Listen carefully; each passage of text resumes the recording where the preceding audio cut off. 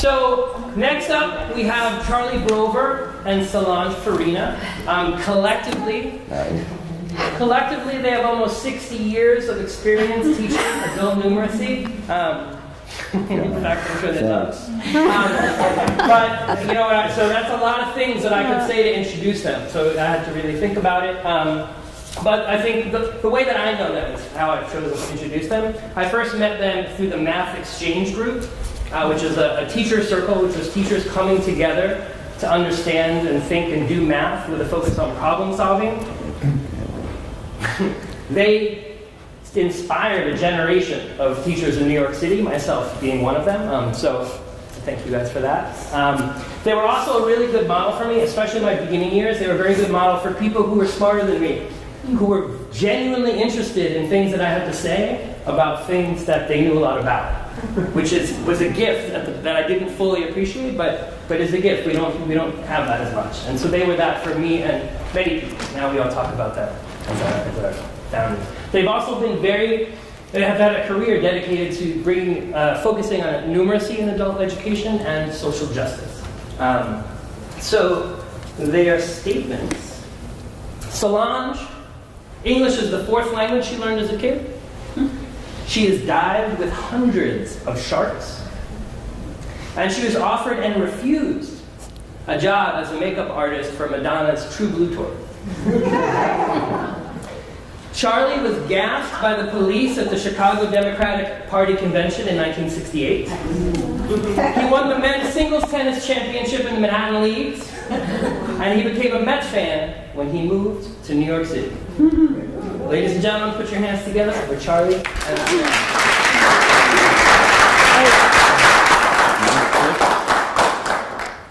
Are we clicking? Oh, good. Okay, so we know that high-stakes assessment tends to drive instruction. There's a sort of Gresham's law of assessment that holds that bad assessment drives out good instruction. It's our contention that the Common Core aligned HSE tests are very bad assessment, particularly in mathematics, where the tests have undermined the most fertilizing and productive problem-based kind of instruction. They've constrained professional autonomy, and generally hurt the intellectual development, I believe, and even the mental health of our students. Furthermore, the tests create a toxic tension between a kind of student-centered understanding that you better prepare me for this test, which has got lots of coverage, lots of items, and procedures, and vocabulary, and a learner-centered approach of the best teachers to be able to teach for deep conceptual understanding. So give me, there we go. It's my Passover slide. So the rationale for the HSE test reflects a widespread and pernicious myth, now weaponized by the Common Core, that in matters of assessment, harder is better. You'll notice the Pharaoh, this is an early example of, literary example of speed up. But the Pharaoh also wants to have rigor because he believes deeply that the slaves are lazy. Yeah? So the evidence for the assertion that harder is better is, of course, the increasing failure rate of our students. And the response of the test makers to this failure, we do the task in New York, but the response of the test makers has been more test-centered professional development. And the question that Solange and I want to pose is this: do the Common Core aligned tests also fail to support the education of our students? So here we go. This is the pass rate. This is the sad experience of the task in New York State. In 2014, it replaces the old GED, which we look upon fondly, is replaced by the task, and the number of adults obtaining their high school diplomas fell by half. Hit that one. Here, students aren't even taking the GED. The ones taking G fell by 46%. Do it another one. We only have 10 minutes. Here, of course, here the subsets are disaggregated, and you can see that the real gatekeeper here is mathematics, right? The average of all the other subsets is the decline is about 4%. In math, it's 4 times that. Yeah.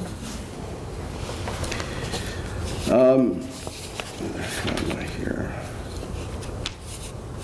Okay. So the problem is, I think that sort of the bureaucrats and the psychometricians and the publishers, I don't think they know our students. And I sometimes think that they don't appreciate the powerful lessons inherent in these tests that are anti-educational and authoritarian ultimately. So whereas we're, there's Cynthia and listening, people are talking about how to, create these wonderful classes where we're teaching to build mathematical thinkers, to develop, so our students can, for instance, see a new situation and know how to handle a quantitative situation they've never seen before, the kind of deep mathematical thinking that takes.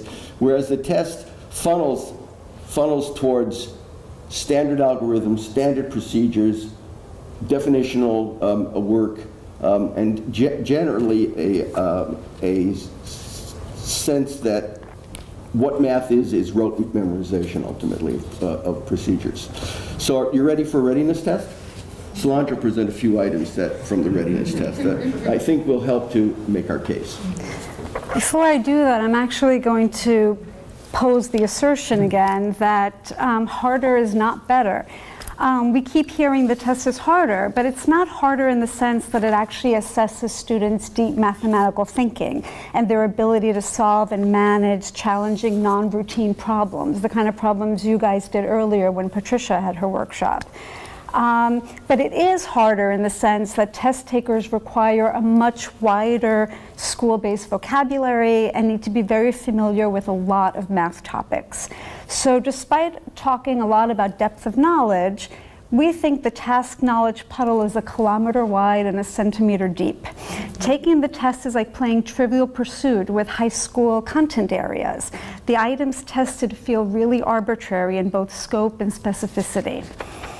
In response, test makers give us a list of all the likely topics, but what they're actually doing is taking the curriculum away from the hands of teachers and programs and grabbing it for themselves. So now I'm going to show you a couple of problems. The first one, we're just going to have you read and not solve. Again, we only have 10 minutes. But I'm going to ask for a show of hands. How many of you actually teach formal proof and theorems in your class? Yeah, 0. We don't either. But this is modeled on a real question. So we wanted to show you this question so you can think about for a moment what kind of scaffolding would you have to do in a classroom so that students could actually answer this question with some real understanding. And how long would that actually take to develop? And we assert that that kind of understanding, you can't cover that in test prep. Now we're going to look at another question on function, which is an area that I think a lot of us actually do devote a lot of time to. Presumably, we teach students how to look for patterns, do input-output, X and Y tables, think about linear relationships, quadratic functions. We ground their algebraic thinking on generalizing and modeling. So with that in mind, what's the answer? What do you guys think? What do you got? Have we stumped the teachers? 10. Who said 10? You got a 10. Everybody have a 10? That's very mathematical. And now we're going to ask you to be more definitional. I heard another answer. 22. Yes. It's both. They're asking you for 2 possible values. So you can see that this kind of question really asks students to have a very formal definition of what a function is, rather than thinking of it in how we use function and application in the classroom. And our teaching for understanding and problem solving might actually work against their getting this type of question right on the exam. So, of course, any test item can be the basis for good lesson development. You know, creative professional developers like Mark and Eric here at CUNY, you know, we scaffold and we problem pose, mathematics is recursive, and we can look at problems and develop depth in every topic. The problem is we can't do that for every topic. At BMCC, we haven't given up on our teacher-driven curricula, and we want to emphasize depth over coverage. But we still have that tension that we can't cover everything. It means that students are lucky if, you know, when they go take the task, some of the test items actually correspond to what they've studied in the classroom. So we call that, you know, they won the task lottery that day.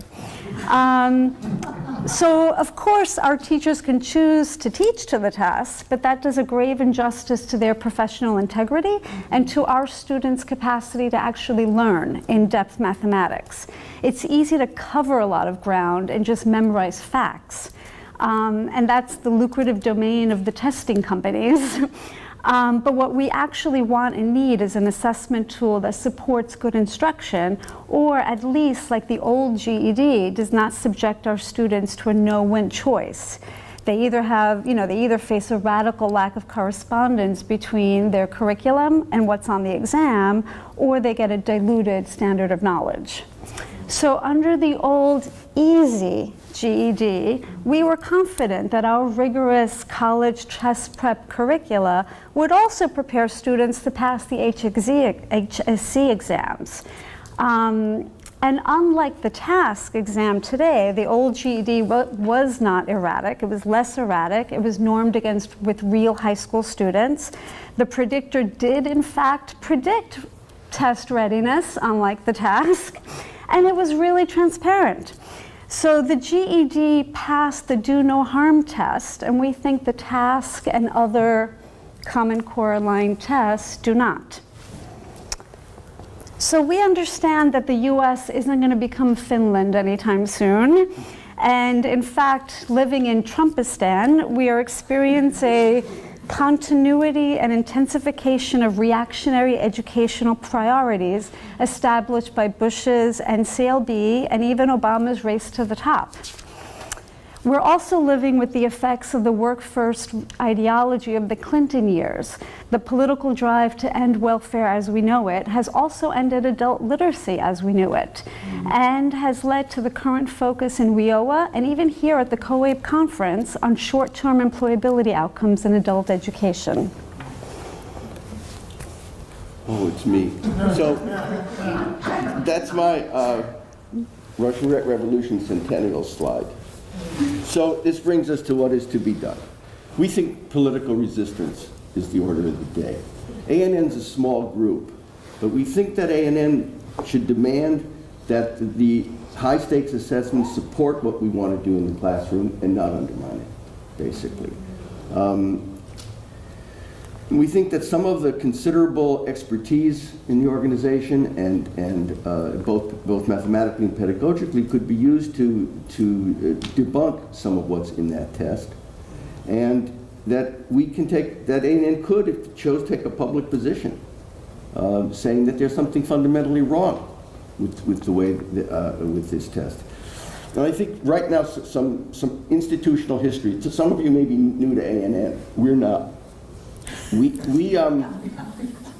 entered, as Mark said, as members of the New York City Math Exchange, a bunch of us. And when we entered ANN, we were frankly suspicious of the title. We were worried about what numeracy meant.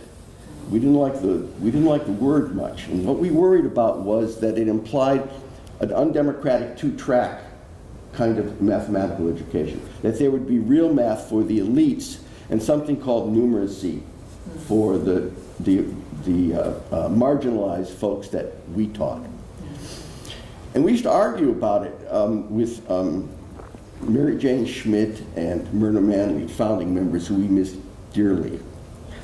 So we used to argue with them a lot over this, over drinks. And we've come to understand that they were absolutely right. that those founding mothers of A&N were absolutely on target. What they understood was that the trajectory of math for the students we teach was going exactly in the direction of these kinds of tests.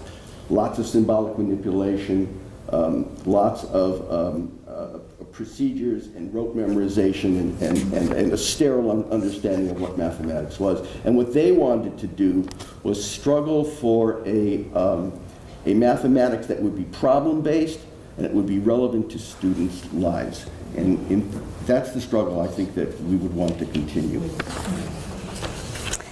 So in our view, A&N should go back to its roots in numeracy theory and re-examine some of the works of mathematicians like Igo Gal and Lynn Arthurstein, Paul Cobb, and other math educators who have argued for the priorities of numeracy and applied math. We are behind the colleges that are starting to recognize that facility with symbolic manipulation isn't really necessary for every single student. Not everyone has to be a whiz at factoring polynomials.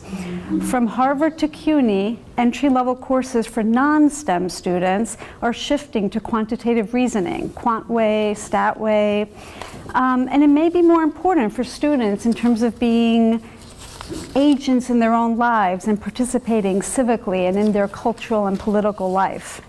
They need to understand and use math that's at the core of a healthcare debate, for example, or in the struggle for social justice that so many of our students are in, and we're in. They need to be able to understand data, the meaning of standard deviation, regression analysis. Yet the HSE test prioritizes the opposite. It is about rote applications and standard algorithms and procedural knowledge. So, there we go. So ours is a very straightforward call for A&N to recognize that all education is political, including mathematics. Some, authority decides what counts as knowledge and enforces its will, and as educators, we need to be able to challenge that. I don't know that any of us in this room can kind of stop the Common Core steamroller, but we can help teachers and students toward a critical perception of these tests, and the Common Core. At the very least, we should stand up to the test makers and help our students stop blaming themselves for failure. Thank you.